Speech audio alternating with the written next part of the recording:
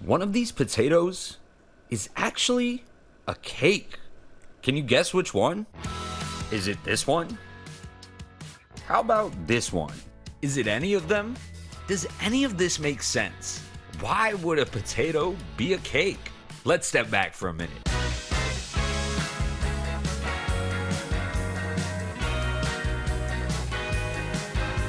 No matter how you slice it, baking is having a moment. What do you guys think of this cake trend? Love it or hate it? Whether it's on social media, TikTok, YouTube, or on TV.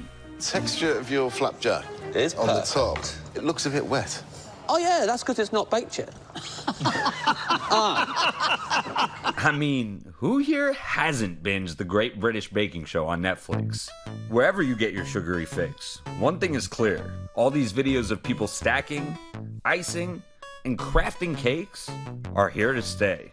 What do you think it is societally about baking that we love so much? I mean, it is just a cake at the end of the day, right? I feel like it's an inspiration to people at home that are just like, hey, I want a little hobby. I think I can do this too. A little hobby doing big numbers with billions of video views online. It's transforming ordinary people into culinary superstars, like Michigan mom and former school teacher Miravat Osali, whose channel, Bake My Day Mimo, has millions of followers and hundreds of millions of views.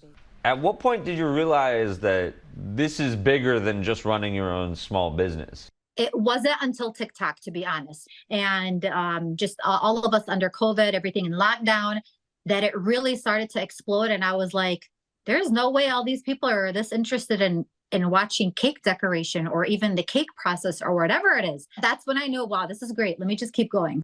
But of all the mind-blowing, mouth-watering cakes out there, the craziest cake trend has got to be hyper-realistic cakes.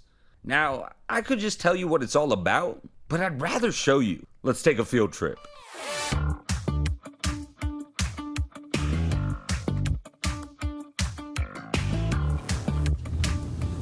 So we're in Austin, Texas right now, and it's known for its famed Texas barbecue. Brisket, pulled pork, you name it. But today we're here for something a little different. A little sweeter, a little weirder. So real, it'll have you doing double takes. As far as baking goes, there are cake artists, and then there are cake artists. There's no doubt that Natalie Sidesurf is the cream of the crop. Today I'm going to make a cake of a popular cake trend from the past. Natalie is the queen of the hyper-realistic cake. That right there is a cake, and that right there does not look like a cake. Which came first for you, the baking or the art? The art came first. I've been making art since I was a kid, and I studied it. I actually studied hyper-realistic art in college and a little bit in high school. Making the dishes dirty is totally a Sidesurf cake detail. So since I had the background in art to make realistic art, I just found a way to like use edible materials in cake and make it hyper-realistic too. But I also noticed when I started making the cakes and the more realistic they were, the attention that they were getting. It's really hard not to look at this and wonder, is that snake really a snake? Or is it a cake? Whatever it is, in just the last few years, Natalie has made cake out of everything, from basic everyday essentials to the truly insane. You must be getting those reactions all the time. Does it get old? No, it's my favorite. I get to like prank people. And today, we're gonna look to turn something, anything, into a cake. So now, when you're at the grocery store, are you like constantly racking your brain of what could be a cake? Yes. So my husband Dave does all the grocery shopping, and I sit there and I just stare at items, and I'm like, could this be a cake? Could this be a cake? You think you can make a cake out of a sweet potato? Absolutely, I can definitely do that. You wanna give it a shot?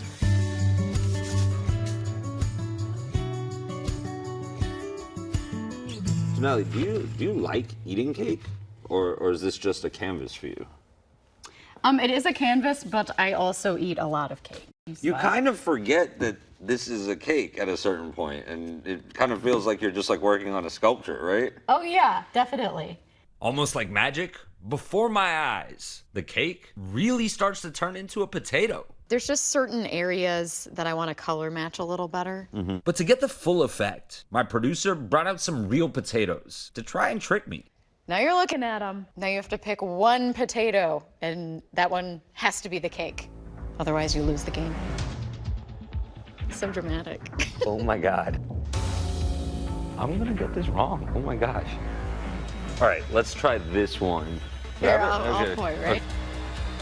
Yep, that's the one I want. Right here? Yeah. Okay. All right. Are you sure that's the one that you choose? Yes. Feel good about it? I don't feel good, but moment of truth.